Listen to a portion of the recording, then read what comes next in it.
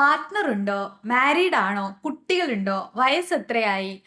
കുറേ സബ്സ്ക്രൈബേഴ്സ് ഒക്കെ ആയാൽ ഇപ്പോഴത്തെ ജെനുവിനിറ്റി പോകുമോ? ഇതൊക്കെ ആയിരുന്നു ആക്ച്വലി കമ്മ്യൂണിറ്റി പോസ്റ്റിന്റെ താഴെയും അല്ലാതെ എൻ്റെ വീഡിയോസിന്റെ താഴെയായിട്ട് വന്ന കുറേ ക്വസ്റ്റ്യൻസ്.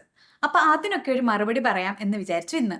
അതിനു മുമ്പ് ഇതുവരെ ചാനൽ കണ്ടിട്ടില്ലാത്തവരാണെങ്കിൽ ചാനൽ കണ്ടിട്ട് ഇഷ്ടമാവുകയാണെങ്കിൽ സബ്സ്ക്രൈബ് ചെയ്യണം മറക്കരുത് കേട്ടോ. ആദ്യം ഞാൻ എൻ്റെ ജോബ് എന്താണെന്ന് പറയാം. അതായത് ഞാൻ ഒരു personal stylist and image consultant ആണ്. പേഴ്സണൽ സ്റ്റൈലിസ്റ്റ് എന്ന് പറയുമ്പോൾ കേൾക്കുമ്പോൾ പലർക്കും ചിലപ്പോൾ ഹെയർ സ്റ്റൈലിസ്റ്റ് ആണോ എന്നുള്ള സംശയം വരാൻ സാധ്യതയുണ്ട്. ബിക്കോസ് എന്നോട് കുറേ പേര് ചോദിച്ചിട്ടുണ്ട് ഹെയർ സ്റ്റൈലിസ്റ്റ് ആണോ എന്നൊക്കെ.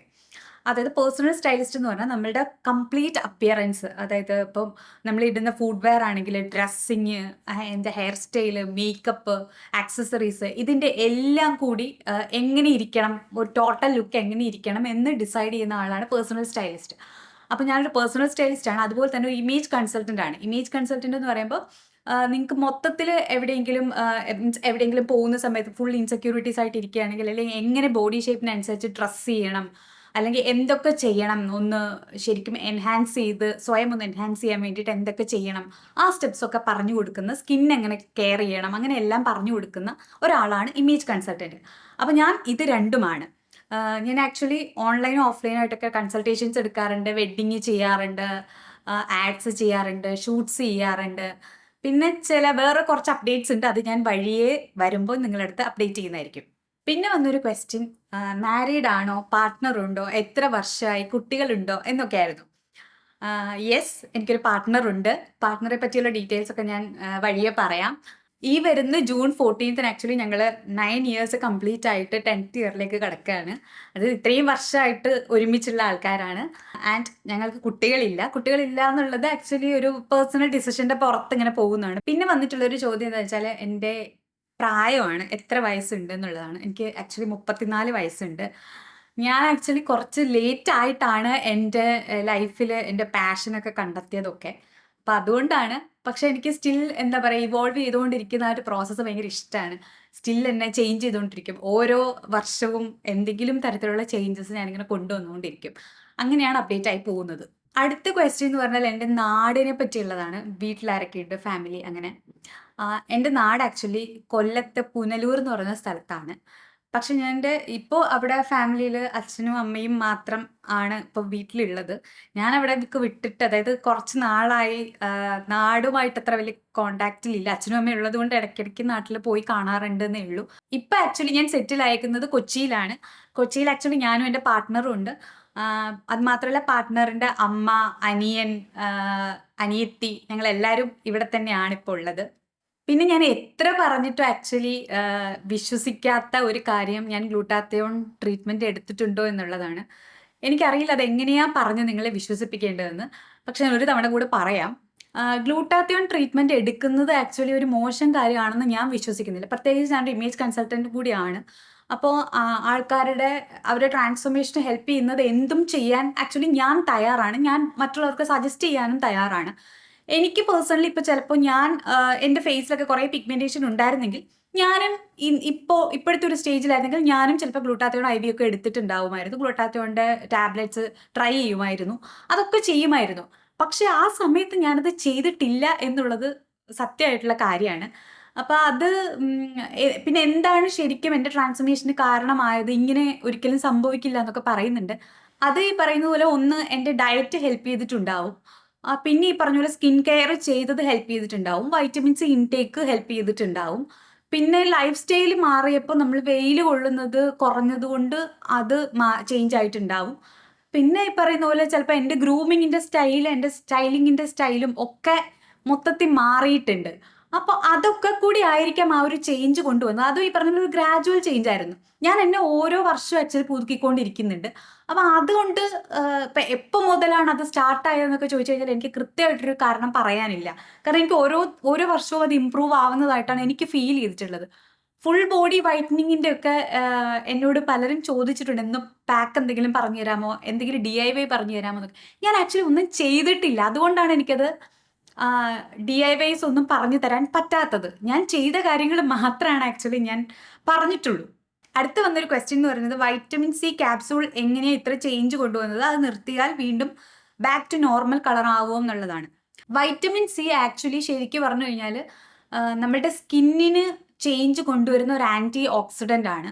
ഓറഞ്ച്, നാരങ്ങ, നെല്ലിക്ക ഇതിലൊക്കെ വൈറ്റമിൻ സി ഉണ്ട്. അപ്പോൾ ഇത് കഴിക്കുകയാണെങ്കിൽ സ്കിന്നിന് ആക്ച്വലി നല്ല ബെനിഫിറ്റ് കിട്ടുന്നതാണ്. അപ്പം നമ്മൾ ആക്ച്വലി ഡെയിലി ഡയറ്റിൽ അത് ഉൾപ്പെടുത്താത്തത് കൊണ്ടാണ് നമ്മൾ വൈറ്റമിൻ സി ആക്ച്വലി സപ്ലിമെൻ്റ് എടുക്കുന്നത്. അപ്പം നിങ്ങൾ ആക്ച്വലി വൈറ്റമിൻ സി റിച്ച് ആയിട്ടുള്ള ഒരു ഡയറ്റ് ആണെങ്കിൽ പ്രത്യേകിച്ച് സപ്ലിമെൻ്റ് എടുക്കേണ്ട കാര്യമില്ല. ആൻഡ് കിഡ്നി എന്തെങ്കിലും പ്രശ്നങ്ങളുള്ള ആൾക്കാരാണെങ്കിലും അത് എടുക്കേണ്ട കാര്യമില്ല. ഒരു അപ്പർ ലിമിറ്റ് വൈറ്റമിൻ സിയുടെ എന്ന് പറയുന്നത് ഒരു 2000 mg ആണ്. അപ്പം നമ്മൾ ഈ എടുക്കുന്ന ലിംസി ടാബ്ലറ്റിനൊക്കെ 500 mg ഉള്ളൂ. അപ്പം അത് ആക്ച്വലി ഒരുപാട് വൈറ്റമിൻ സി ദിവസവും കഴിക്കുന്ന, അതായത് റിച്ച് ഫുഡ് കഴിക്കുന്നവരാണെങ്കിൽ ശരിക്കും അത് ആവശ്യമില്ല, അതിൻ്റെ ഉള്ളിൽ തന്നെ നിൽക്കും.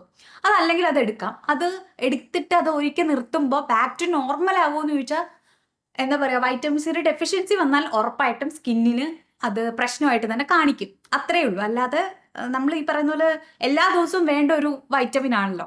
അപ്പം അത് ഒന്നുകിൽ വൈറ്റമിൻ സി റിച്ച് ആയിട്ടുള്ള ഡയറ്റ് ഫോളോ ചെയ്യുക, അല്ലെങ്കിൽ ഈ ഒരു സപ്ലിമെന്റ് എടുക്കുക. ഇതാണ് ഞാൻ ആക്ച്വലി ചെയ്തത്. അടുത്ത ക്വസ്റ്റ്യൻ എന്ന് പറയുന്നത്, ചേച്ചി വെയിറ്റ് ഉള്ള ടൈമിൽ ഇൻസെക്യൂരിറ്റീസ് ഉണ്ടായിരുന്നു, അതൊക്കെ എങ്ങനെയാ ഓവർകം ചെയ്തത് എന്നുള്ളതാണ്.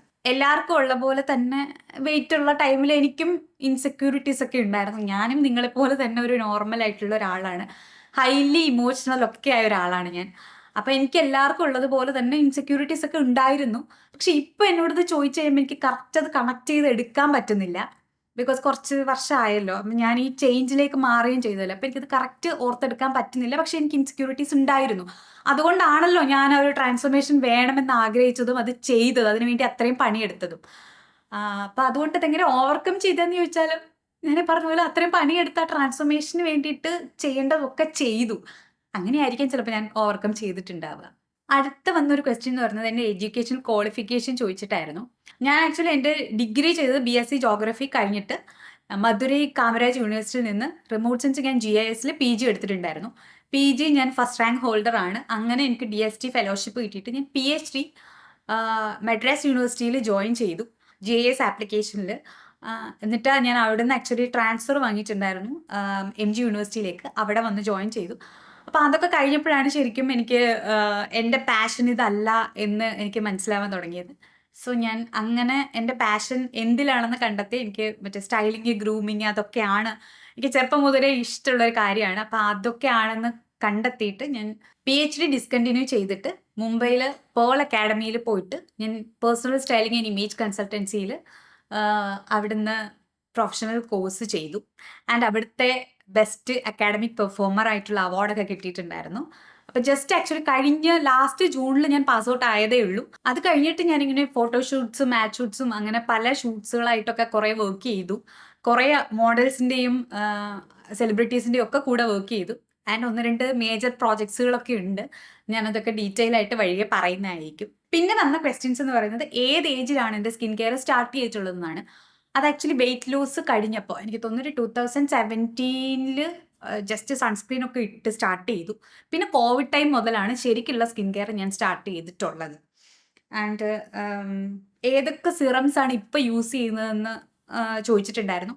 അതും ഞാൻ എൻ്റെ current skin care routine actually update ചെയ്തിട്ടുണ്ട്, വീഡിയോ ആയിട്ട് ചെയ്തിട്ടുണ്ട്. അത് കാണാത്തവരാണെങ്കിൽ കണ്ടു നോക്കുക കേട്ടോ. പിന്നെ വൈറ്റമിൻ സി ടാബ്ലറ്റിനെ പറ്റിയാണ് ഒരുപാട് ക്വസ്റ്റ്യൻസ് വന്നിട്ടുണ്ടായിരുന്നത്. വൈറ്റമിൻ സി ടാബ്ലറ്റ് എടുക്കുമ്പോൾ എന്തെങ്കിലും സൈഡ് എഫക്ട്സ് ഉണ്ടോ എന്നുള്ളത്. എനിക്ക് ആക്ച്വലി ഈ പറഞ്ഞ പോലെ ഇതുവരെ സൈഡ് എഫക്ട്സ് ഒന്നും ഉണ്ടായിട്ടില്ല. ഞാൻ മുമ്പ് മെൻഷൻ ചെയ്ത പോലെ കിഡ്നി ഇഷ്യൂസ് ഉള്ളവരാണെങ്കിൽ അതൊക്കെ ശ്രദ്ധിച്ചിട്ട് കഴിക്കണം. ഫീഡിങ് മോംസിന് കഴിക്കാൻ പറ്റുമോ എന്ന് ഒരുപാട് പേര് ചോദിച്ചിട്ടുണ്ടായിരുന്നു. അത് ഇപ്പോൾ നിങ്ങളുടെ ഡോക്ടർ ഉണ്ടെങ്കിൽ ഒന്ന് ചോദിച്ചിട്ട് കഴിക്കുന്നതായിരിക്കും. എന്തെങ്കിലും ഹെൽത്ത് ഇഷ്യൂസ് ഉള്ളവരാണെങ്കിലും അലർജിക് ഇഷ്യൂസ് ഉള്ളവരാണെങ്കിലും ഫീഡിങ് മോം ആണെങ്കിലും ഒന്ന് ഡോക്ടറിനോട് കൺസൾട്ട് ചെയ്തിട്ട് കഴിക്കുന്നതായിരിക്കും നല്ലത്. പിന്നെ ചോദിച്ചിട്ടുണ്ടായിരുന്നത് ലൈഫിലെ happy day and sad day, മറക്കാൻ പറ്റാത്ത അനുഭവം, അതൊക്കെയാണ് ചോദിച്ചിട്ടുണ്ടായിരുന്നത്. ഞാനും എൻ്റെ പാർട്ട്ണറും കൂടെ ഒരുമിച്ച് ജീവിക്കാൻ തുടങ്ങിയപ്പോൾ ഞങ്ങൾ എടുത്തൊരു തീരുമാനമായിരുന്നു ഒരിക്കലെങ്കിലും, വർഷത്തിൽ ഒരിക്കലെങ്കിലും ഒന്ന് രാജ്യം വിട്ട് യാത്ര ചെയ്യണം എന്നുള്ളത്. പക്ഷേ നമുക്ക് അതേ സമയത്ത് എനിക്ക് സംശയം ഉണ്ടായിരുന്നു നമ്മളെ കൊണ്ട് തന്നെ പറ്റുമോ, കാരണം അത്ര അഫോർഡബിൾ ആണോ അത് എന്നുള്ളൊരു ചിന്ത ഉണ്ടായിരുന്നു. പക്ഷെ ഞങ്ങളുടെ ബജറ്റിൽ നിന്നുകൊണ്ട് തന്നെ ഇന്ത്യക്കകത്ത് യാത്ര ചെയ്യുന്നത് പോലെ തന്നെ പോകാൻ പറ്റുന്ന കുറച്ച് രാജ്യങ്ങൾ ഞങ്ങൾ പോവുകയും ഒക്കെ ചെയ്തു. അങ്ങനത്തെ ഒരു യാത്രയിൽ ആക്ച്വലി ഞങ്ങൾ ഇന്തോനേഷ്യയിലെ ഒരു സാമോസർ ഐലൻഡ് എന്ന് പറഞ്ഞിട്ടുള്ള ഒരു ഐലൻഡിലെത്തി. അതാണെന്ന് തോന്നുന്നു എനിക്ക് ആക്ച്വലി ഇപ്പോഴും മറക്കാൻ പറ്റാത്ത ഏറ്റവും ബെസ്റ്റായിട്ട് എനിക്ക് തോന്നിയിട്ടുള്ളൊരു യാത്ര. അത് എനിക്ക് ആക്ച്വലി അത് എക്സ്പ്ലെയിൻ ചെയ്ത് തരാൻ പോലും അറിയില്ല. അത്രയ്ക്ക് എക്സൈറ്റ്മെന്റും അത്രയ്ക്ക് എനിക്ക് സ്വയം ട്രാൻസ്ഫോർമേഷൻ ഉണ്ടായ പോലെയൊക്കെ എനിക്ക് ഫീൽ ചെയ്തിട്ടുള്ളൊരു യാത്ര. ഞാൻ അത്രയ്ക്ക് ഭയങ്കര പ്രകൃതി ഭംഗി ഉള്ള സ്ഥലത്ത് തേടി പോണം അങ്ങനെയൊന്നും വിചാരിക്കുന്ന ആളല്ല. പക്ഷേ അവിടെ ചെന്നിട്ട് ആക്ച്വലി എൻ്റെ കിളി പോയി. അങ്ങനെ എനിക്ക് അത്രയ്ക്ക് എക്സൈറ്റ്മെന്റ് ഉണ്ടാക്കി തന്നിട്ടുണ്ട്.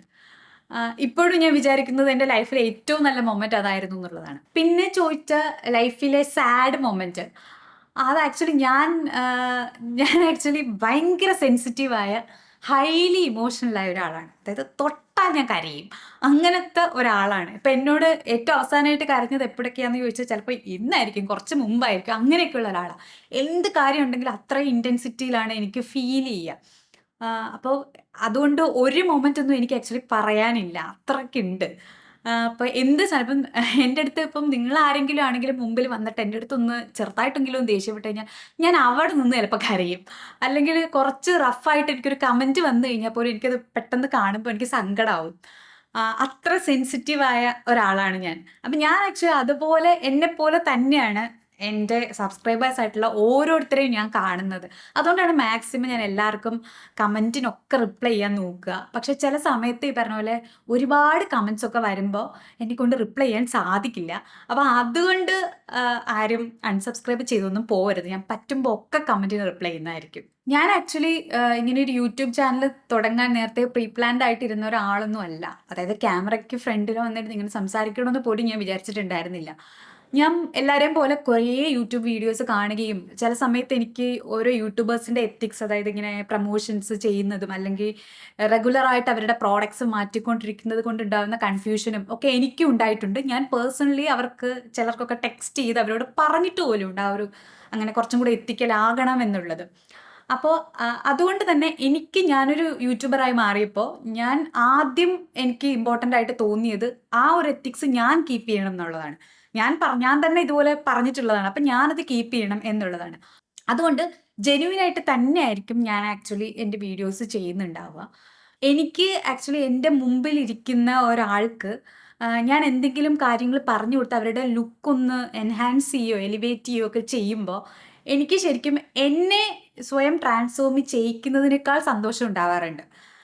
അപ്പൊ അതുപോലെ തന്നെയായിരിക്കും ഞാൻ ആക്ച്വലി എൻ്റെ ചാനലിൽ ഇരുന്ന് ഓരോന്നും പറയുന്നുണ്ടാവുക. അപ്പൊ അതുകൊണ്ട് അക്കാര്യത്തിൽ ആർക്കും ഒരു സംശയവും വേണ്ട. ഞാൻ നിങ്ങളുടെ ട്രസ്റ്റിനെ ബ്രേക്ക് ചെയ്യില്ല. അപ്പോൾ ഇന്നത്തെ വീഡിയോ ഇത്രയേ ഉള്ളൂ. അടുത്ത വീഡിയോയിൽ നമുക്ക് വീണ്ടും കാണാം. Tata, bye, love U.